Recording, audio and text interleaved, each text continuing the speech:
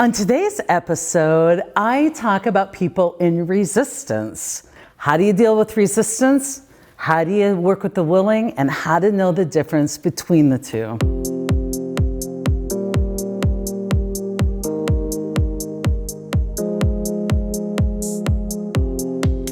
I'm coming to you today from Elkhorn, Nebraska, where I've made a pit stop to get ready for my TEDx talk this weekend.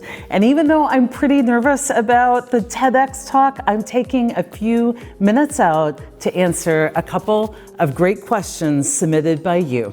Anonymous in Omaha says, I have been promoting the reality-based leadership philosophy since I have learned of it. I sprinkle my lessons learned from time to time without forcing concepts or judging.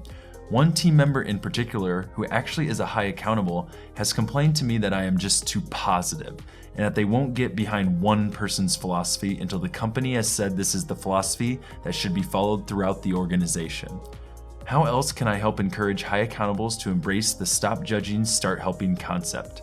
Is this as simple as working with the willing? Anonymous in Omaha, I love that. One, you're a raving fan, and two, it sounds like reality-based leadership has really made a big impact in your life, and you're willing to share it with others, and you're paying attention not to do it forcefully or with judgment. So many good things that you're doing. And you asked me, does it just come down to working with the willing? And I would say, absolutely. It comes down to just working with the willing. And then I would caution you to not have too narrow of a definition for what willing looks like. See, this person that you describe him as a high accountable. And what they're saying is, I'm just a little cautious about taking a single person's word for it, about falling into being too allegiant to one person's philosophy. And if I was having a conversation with that person, I would actually have admiration for that person. I would say, you know what? Good to know. And that sounds fair. Because when I present to people, I even say, don't take my word for this. Check it out for yourself. See, we're not out there to tell you the way. That's the ego getting involved of having something helpful to you and believing that that very flavor will help others always. See, it's not about one person's philosophy. This isn't about Wakeman. This is about some universal truths I have found a way to translate that have been helpful to others. Take Wakeman out of it, present it to folks as what's helped you, let them try it on for size, and if it helps them, awesome. But you know what? There are amazing, high accountable people making impact in the world who've never heard of reality-based leadership or Wakeman. They have found their own way through. There are so many paths to higher consciousness, good work, making great impact. And I love that you love your way, but it also has to do with respecting that my work is a single data point in what should be this huge crowdsource, this huge Google search on how to do great things in the world, how to be happy and more effective. I'm just one data point, and I'm one that you love, and I appreciate that.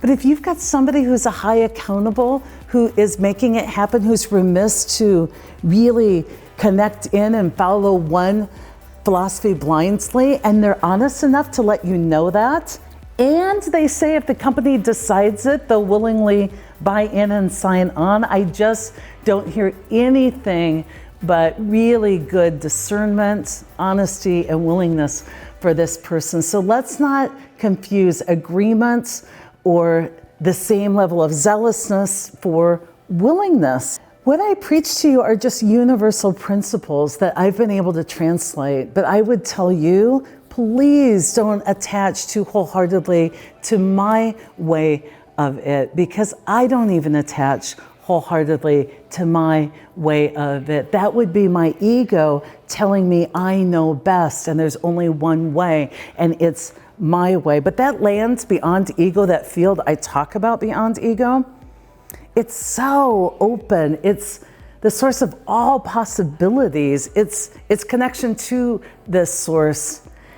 And I would tell you for myself, that I don't use myself as the point of truth. I have many, many teachers. I love Byron Katie. I love Eckhart Tolle.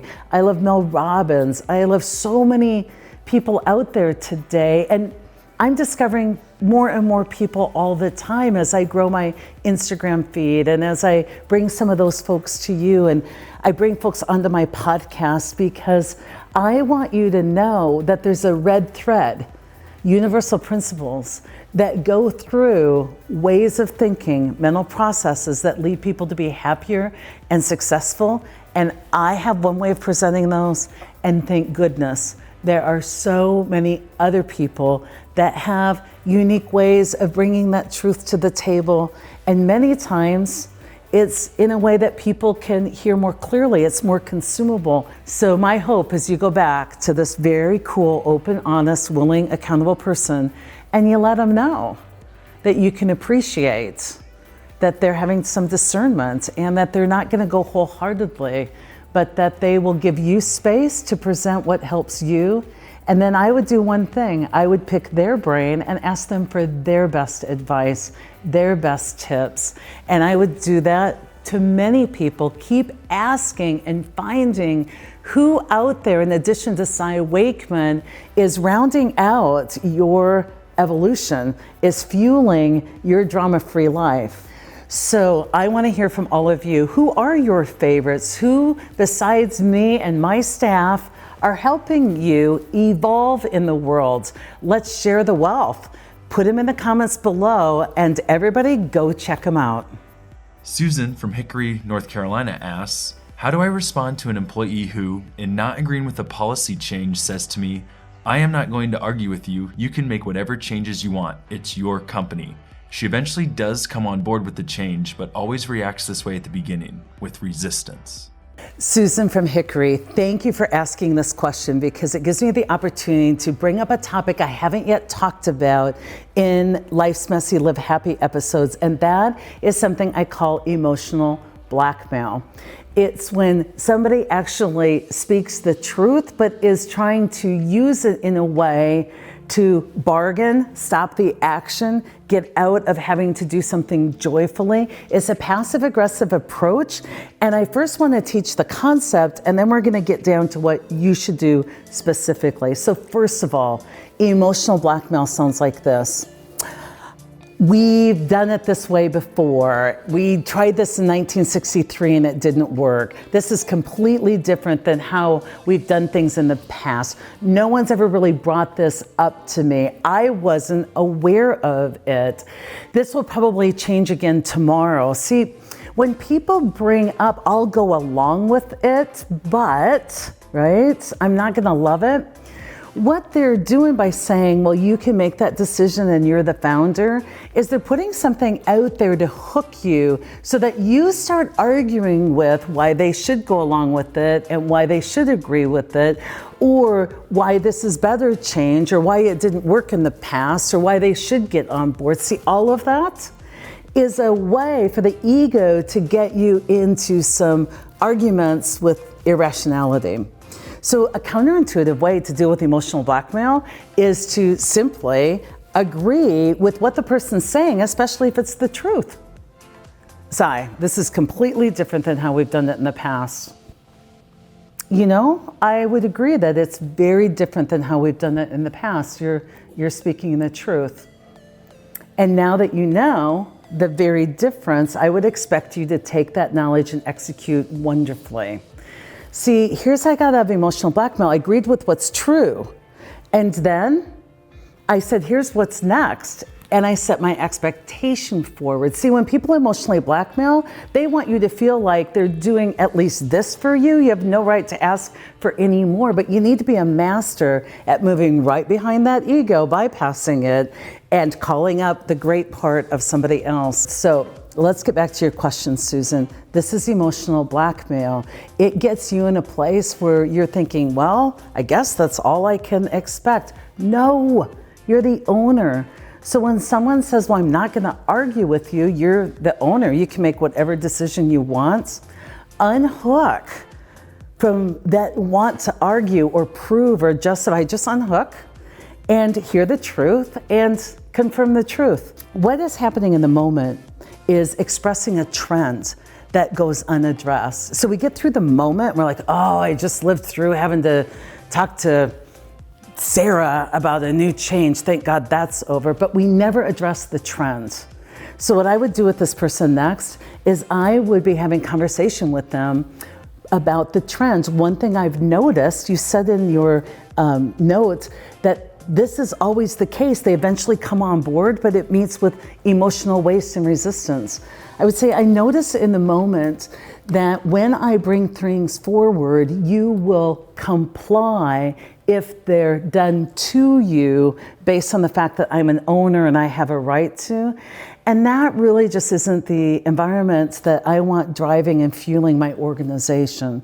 So I need you to develop next in the ability to not only quickly say yes, but to quickly buy in, which is your verb, you need to buy in, and be willing to iterate and innovate and take this forward quickly and move away from I have to and the owner made me, the victim role, to I've received some new information and some new requirements have come in and I want to focus all my energy on how I can. So I would very clearly say to this person, I need you to move away from any form of resistance and any form of negative compliance. I'll do it because you said I had to. And come back to me with 3 ideas you have to move yourself quickly to get on board to the plans at hand. And I would say that after a while, if a person wasn't willing to move into a place where they weren't just complying, even if it's negative compliance, and could move really fluently into the future and buy into what would serve me as the owner of my company and serve our customers, if they couldn't do that, if they didn't have a plan, if they couldn't develop quickly into that, I would start to question about whether they're a fit for my company, because I'm an owner. And I get to decide my quality of life every single day. And I get to decide for my people their quality of life every single day. And if I have somebody who struggles with commitment and is just doing that bare minimum and only when forced to, that isn't okay for me and my team. So I want you to quit accepting the bare minimum. I want you to develop the person if possible. And then I want you to sort through your team and clean your life up, because buy-in is a verb and you can only work with the willing. You guys are getting really good when it comes to asking questions. I'm loving the specific examples and the questions around how do I apply this in real life. So click the link below, keep your questions coming, and definitely make sure we are connected on LinkedIn, Facebook, Instagram, YouTube, not just connected, but that you're subscribed at Wakeman everywhere.